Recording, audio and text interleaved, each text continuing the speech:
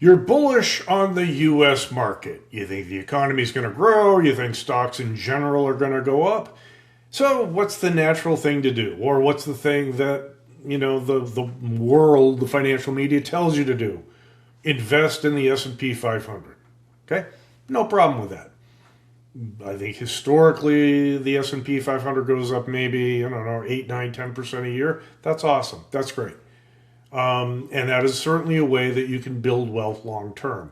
But the concept of investing in the S&P 500 has to meet the reality of what the actual trade is. Right? So you can't just, I want to invest. Well, what do you want to do? Right? And you have some choices. A lot of people choose mutual funds. The mutual fund industry has been out for a long time. Mutual funds themselves have been around for a long time. They have big marketing budgets. They advertise a lot. They get a lot of investors in them. But other people might be using ETFs like the SPY, the ETF that tracks the S&P 500. Okay. Now, what's the difference between them? Well, mutual funds are mutual funds. Okay, they're legally different than an ETF. An exchange traded fund is actually an equity. Okay? And that equity, that stock, holds positions in the 500 stocks of the S&P 500 in the case of SPY. But for all intents and purposes, their performance is very similar. What I did, just to put some perspective around this, I picked two of the biggest mutual funds out there.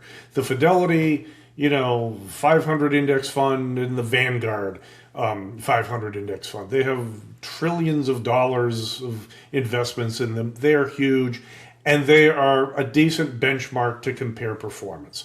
What I did was I went back 10 years, and I looked at the monthly returns, calculated the correlations between them. What did I see? Well, they're all above 99%. Okay?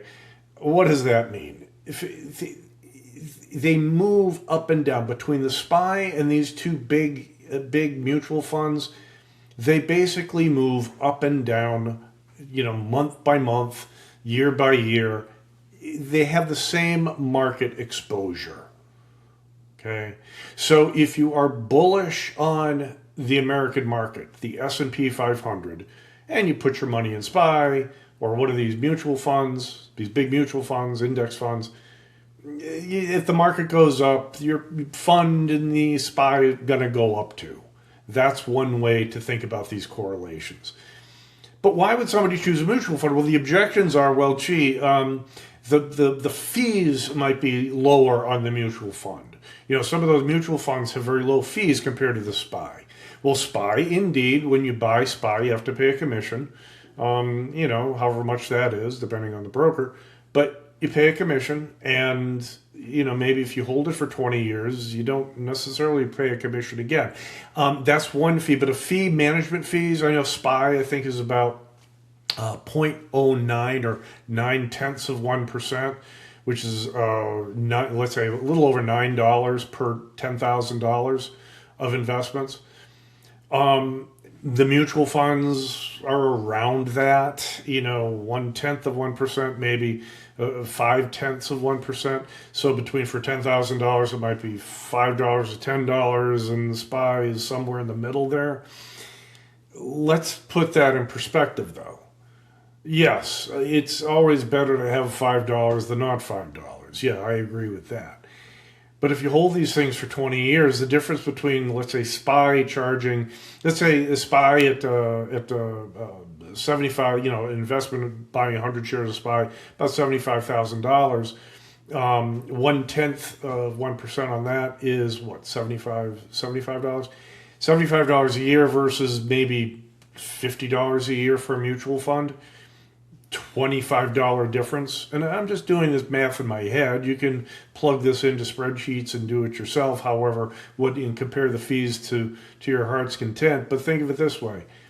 A $25 difference over 20 years is $500. Like I said, I'd rather have $500 than not have $500, but stretched out over 20 years, you're going to be taking a lot more market risk owning a mutual, an S&P 500 fund or the SPY. Okay, you could make or lose $500 a week in this stuff. So a $500 difference in fees over 20 years, you be the judge of whether that's going to make the mutual fund a better choice. Another question is, well, gee, every month I can put in a certain dollar amount into the mutual fund. Yeah, that's true. You'd say, well, every paycheck I want to put in $20 or $100 or $1,000, whatever the number is. And mutual funds can accommodate that. But given the technology and the improvements in the regulations now, you can trade fractional shares of stocks. I can trade a half a share of stock. Didn't used to be able to do that. Now you can. You can do that in SPY. I can buy, half a share of SPY. You got to do a little math, okay? If I wanted to invest $100, well, the one share of SPY is, $735, whatever it is. $100 divided by 735 is going to give me my fractional value. So I have to do a little bit of math, but it's nothing a calculator can't handle. So if you want to do that, yeah, you can actually do that in an ETF, or at least in SPY. But one of the big, big differences, and why a trader, particularly like me, is going to think about SPY versus a mutual fund, if I want to have that kind of exposure, is that I can do option overlays on the SPY that I can't really do on a mutual fund. Now, you could say, well, okay, I can sell index options or index spreads against my mutual fund. Yes, you can do that, but you've got to do some little bit more complicated calculations to determine your exposure and the number of deltas that your fund has versus how many deltas your index spread has. That can get a little tricky. And brokerage firms don't necessarily give you any margin relief or buying power relief selling an index spread, a call vertical, or even a naked short call, forget it, against a mutual fund. Two different products, they don't consider them the same. But if you have SPY, if you invest in SPY, you can trade SPY options against it. Let's take a look at the potential strategy.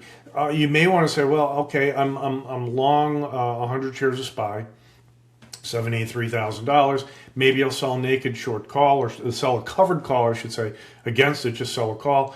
Yeah, and what you're doing when you do that is, if the market does take off to the upside, you're going to be capping your profits. Okay, so if you sell, let's say the 760 call in SPY, and the SPY is 735 right now. If it goes above 760, your mutual funds might continue to make money, and it goes to 760, 770, 780, 790. But your SPY versus your short SPY call is going to be capped out. So maybe you don't want that. Let's think of another strategy, a little bit more conservative actually.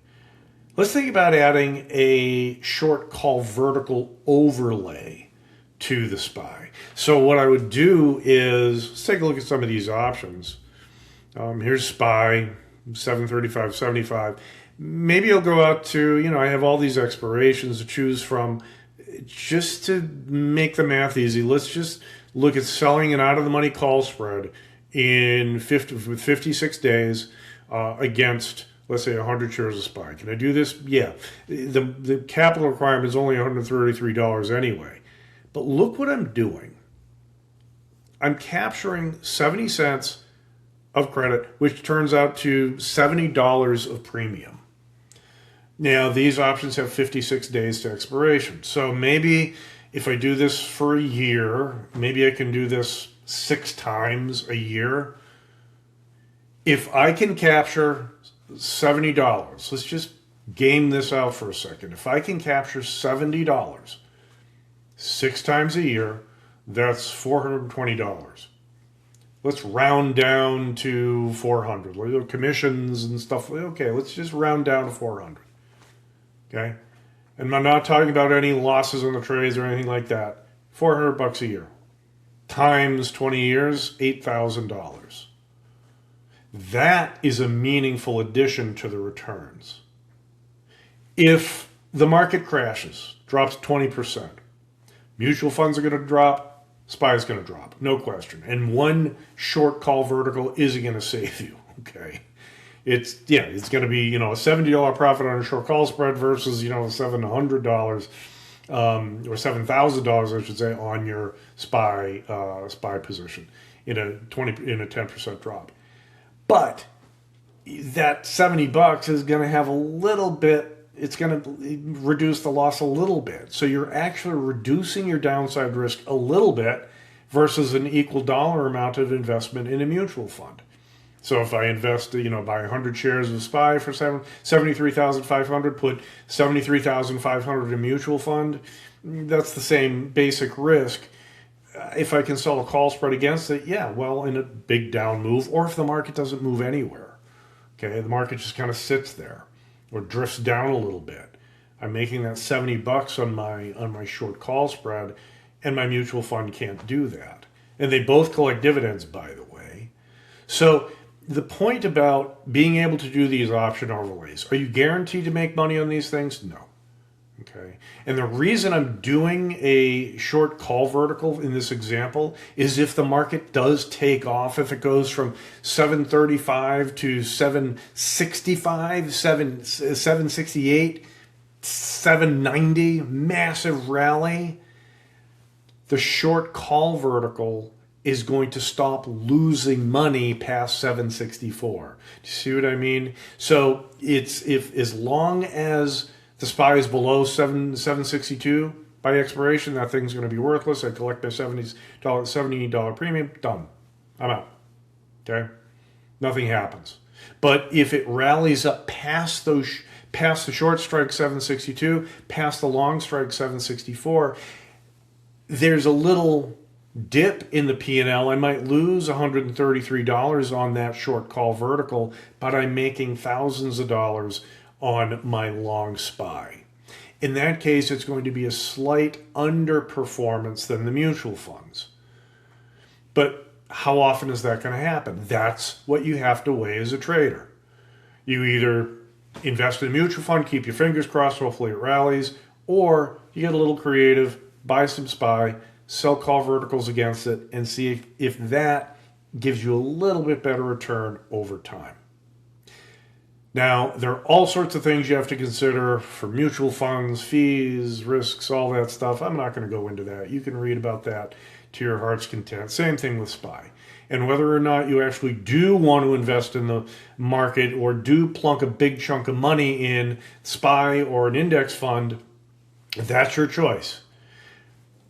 And if you're going to do option overlays, make sure you use a smart strategy when you do that. And please, no matter what decision you make, do not take any more risk than you are comfortable with.